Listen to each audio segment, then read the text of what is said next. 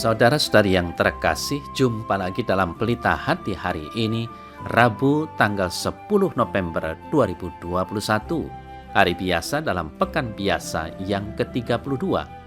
Bersama saya Romo Thomas Suratno SC dari Paroki Cilandak, Jakarta Selatan, mendengar dan merenungkan Sabda Tuhan, yakni firman Tuhan yang tersurat dalam Injil Lukas, bab atau pasal 17, ayat 11 sampai dengan ayat 19.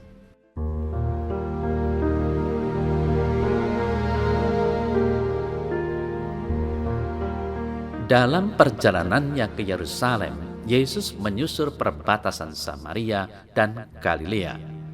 Ketika ia memasuki suatu desa, datanglah 10 orang kusta menemui dia. Mereka tinggal berdiri agak jauh dan berteriak, "Yesus, Guru, kasihanilah kami." Lalu ia memandang mereka dan berkata, "Pergilah, perlihatkanlah dirimu kepada imam-imam." Dan sementara mereka di tengah jalan, mereka menjadi tahir.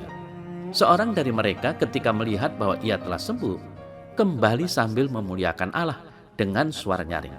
Lalu tersungkur di depan kaki Yesus dan mengucap syukur kepadanya.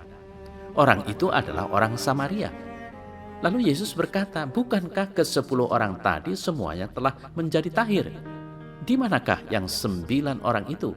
Tidak adakah di antara mereka yang kembali untuk memuliakan Allah selain daripada orang asing ini?" Lalu ia berkata kepada orang itu, "Berdirilah dan pergilah, imanmu telah menyelamatkan engkau."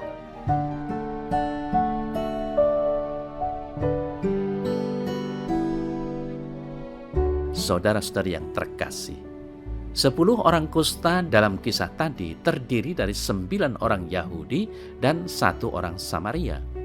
Seperti kita ketahui, orang Yahudi berpandangan bahwa orang Samaria adalah orang kafir yang tidak bisa seperti orang-orang Yahudi, mereka kaum yang dikucilkan. Kita masih ingat betul bagaimana akhir dari kisah orang Samaria yang baik hati. Orang yang dianggap berdosa itu justru menunjukkan kasih yang total kepada sesamanya yang menderita. Saudara-saudari yang terkasih, penyakit kusta atau penyakit apapun dalam pandangan orang zaman itu adalah bentuk dari ganjaran dari Allah karena dosa atau kesalahan orang itu. Karena dianggap mendapat kutukan, orang-orang yang sakit secara fisik justru harus disingkirkan dari lingkungan masyarakat.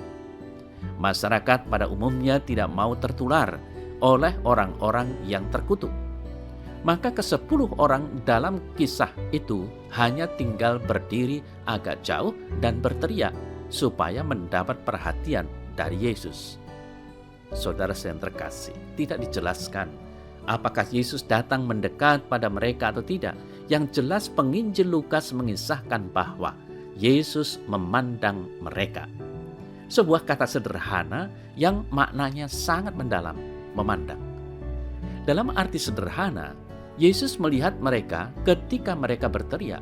Namun, selain itu bisa diartikan Yesus memandang 10 orang tersingkir itu sebagai orang-orang yang patut mendapat kasih dan penghormatan.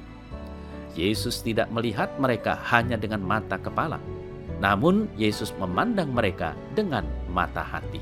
Memandang dengan cara Allah memandang manusia, penuh kasih dan cinta.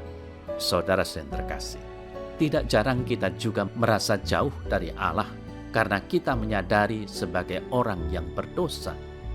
Jangankan mau berteriak, mau mendekat saja kita merasa tidak layak dan tidak pantas di hadapan Allah.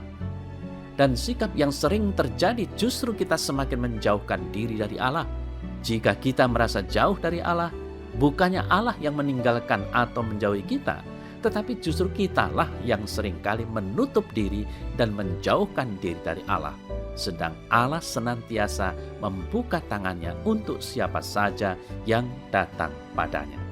Saudara-saudari yang terkasih, 10 orang kusta melambangkan kedosaan yang akut, kesalahan yang sangat besar.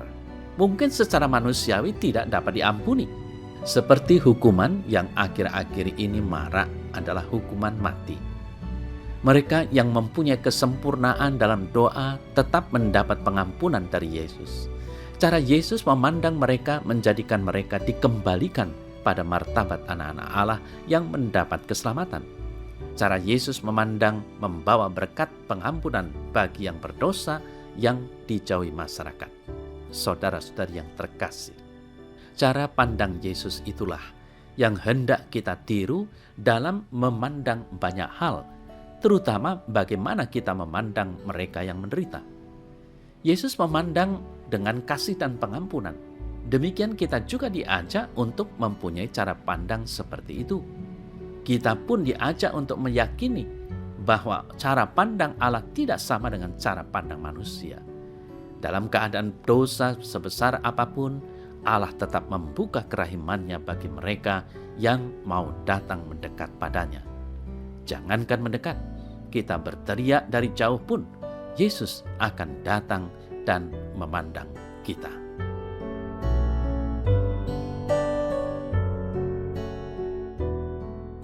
Dalam nama Bapa dan Putra dan Roh Kudus. Amin. Allah yang penuh kasih, Engkau tidak pernah membiarkan satupun dari anak-anak-Mu lepas dari genggaman kasih-Mu. Aku meluhurkan kemuliaan-Mu, kasih keselamatan yang Engkau kehendaki terjadi dalam diriku. Ajarilah aku untuk mampu mengasihi seperti Engkau mengasihi.